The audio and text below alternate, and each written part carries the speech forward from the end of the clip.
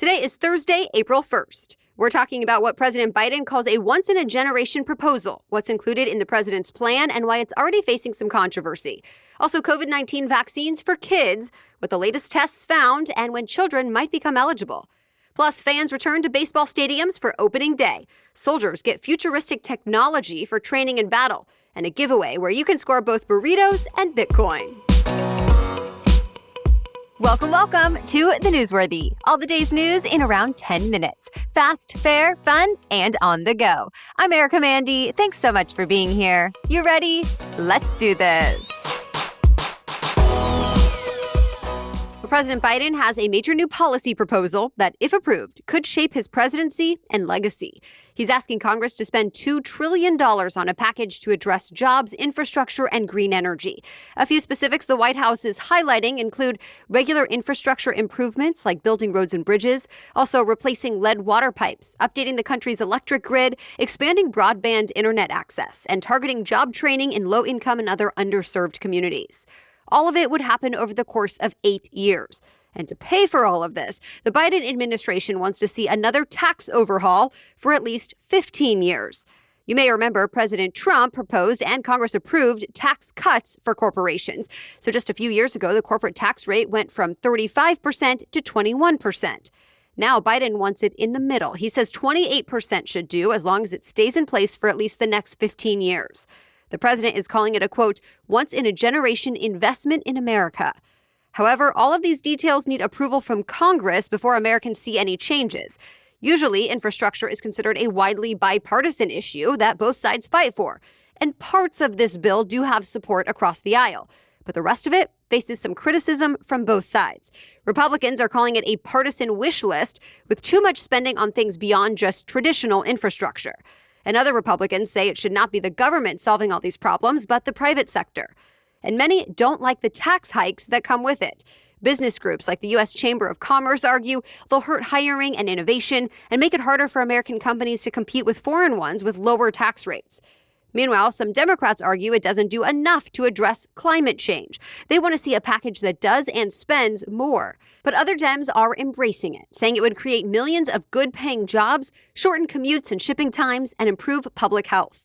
President Biden says he's planning to ask lawmakers on both sides of the aisle for their input, and that he's open to other ideas as well.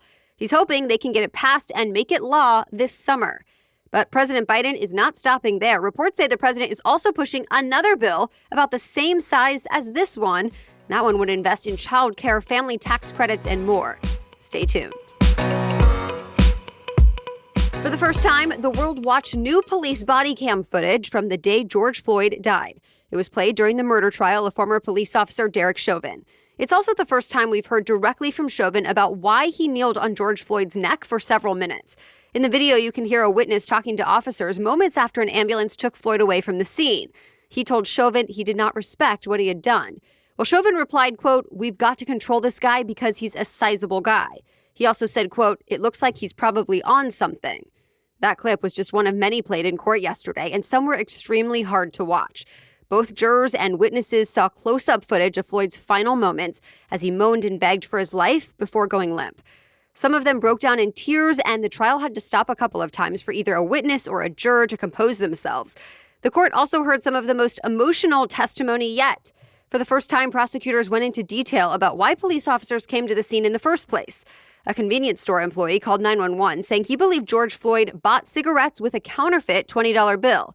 A cashier who checked him out testified about exactly what happened. He says he brought it up to the manager, a decision he says still haunts him today.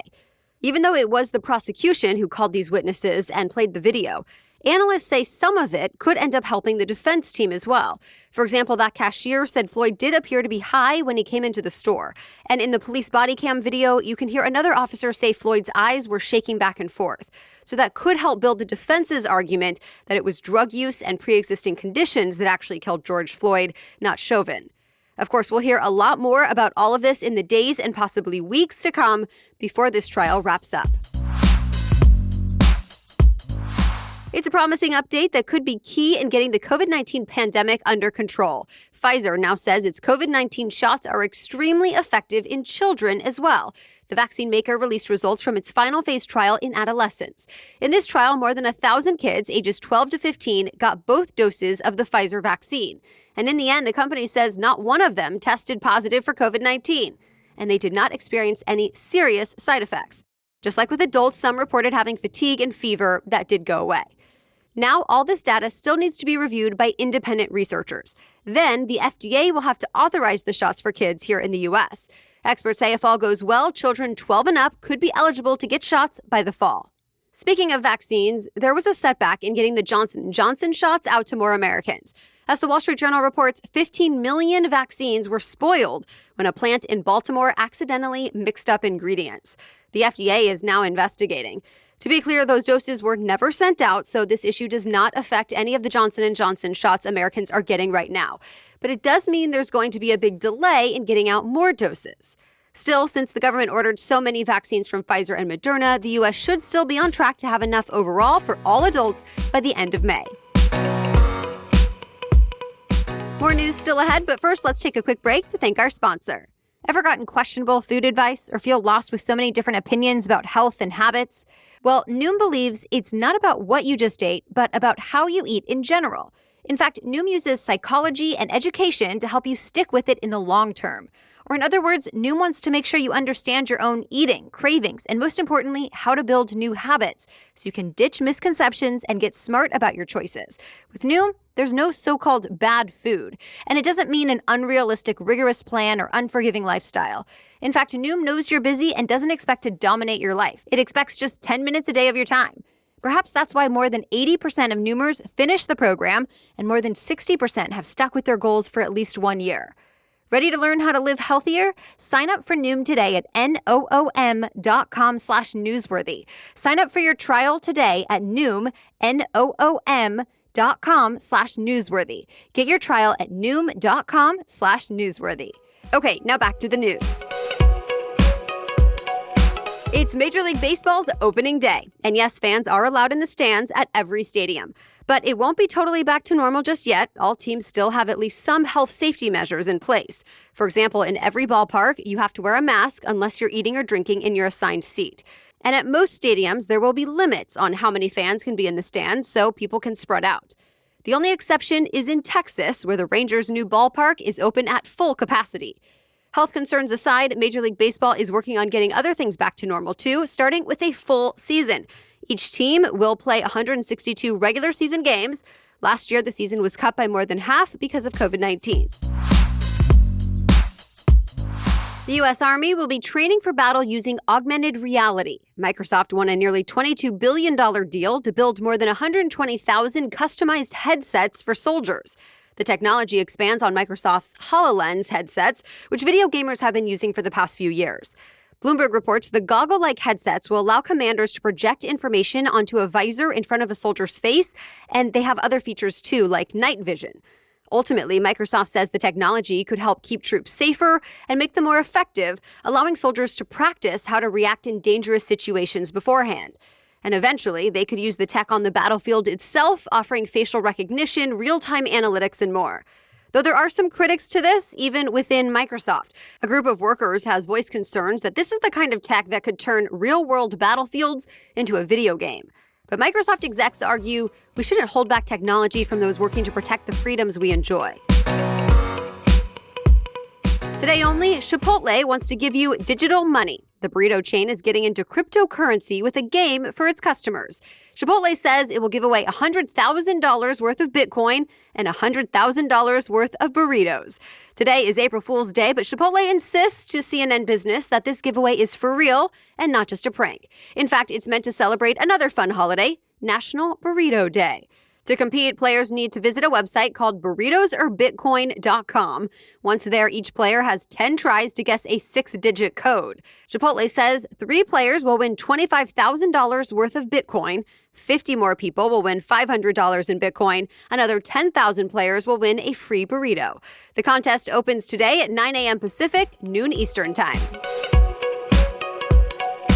As we briefly mentioned, today is April Fool's Day, but don't expect Google to pull any pranks. Google is skipping the holiday for the second year in a row out of respect for people still struggling because of the coronavirus pandemic. Business Insider says a Google exec announced the decision in an internal memo to employees. But of course, other companies may still have jokes planned. We told you yesterday about how Volkswagen claimed it was changing its name before admitting it was just an early April Fool's joke. And it's pretty common each year for companies to announce far-fetched ideas on April Fool's Day. So today, be on the lookout. More jokes and pranks may be coming your way.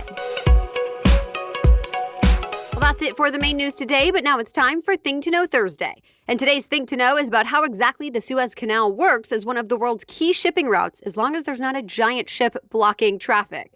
But first, thanks to our sponsor, Stamps.com. Let's be real, going to the post office is not really how many of us want to spend our time. I know I've taken way too long to mail something out just because I felt I never had the time or energy to go wait in line at the post office. Well, good news, we don't have to do that anymore. Instead, join me in conveniently mailing and shipping anytime, anywhere, right from your home computer, thanks to Stamps.com. Send letters, ship packages. Once your mail is ready, you simply schedule a pickup or drop-off. It's super simple. And you can actually get discounted rates from both USPS, UPS, and more. We're talking up to 40% off post office rates and up to 62% off UPS shipping rates. And there's no risk. With our promo code NEWSWORTHY, you get a special offer that includes a 4-week trial, plus free postage and a digital scale. No long-term commitments or contracts. Just go to Stamps.com, click on the microphone at the top of the homepage, and type in Newsworthy. That's Stamps.com with the promo code Newsworthy. Stamps.com, never go to the post office again. Okay, now back to Thing to Know Thursday. As you know, a giant container ship was finally freed from the Suez Canal this week. It had been stuck there for 6 days, bringing boat traffic to a standstill. Now, that whole fiasco has a lot of people wondering, why does it matter so much, and is it going to happen again? Well, the main reason the Suez Canal is so important is its location. It's the only shortcut that lets ships travel from Asia to Europe and beyond without having to go all the way around Africa. Without it, going around Africa takes 2 weeks longer and costs ships hundreds of thousands more dollars in fuel and other costs. The Suez was built in the mid-19th century, and the issue is, at that time, ships were nowhere near the size they are today. Remember, the ship that got stuck is almost as long as the Empire State Building is tall. It and other ships caught in the traffic jam were carrying everything from building materials to crude oil to cattle. The Suez has been widened and deepened several times over the years to accommodate larger loads, and this week was not the first time a ship got stuck, although this was the longest time a ship has stayed stuck. Still, even after all of this, one analyst told CNN, it's unlikely shippers will start ordering smaller boats. In fact, the trend is still making them larger and larger to save money and not have to send additional shipments. And with that, he says, the bigger the ship, the smaller the margin for error. And that's your Thing to Know today. All right, thank you so much for tuning in and for sharing the Newsworthy with your friends, family, and coworkers. We appreciate you, and we'll be back tomorrow with more news to know. Until then, have a great day.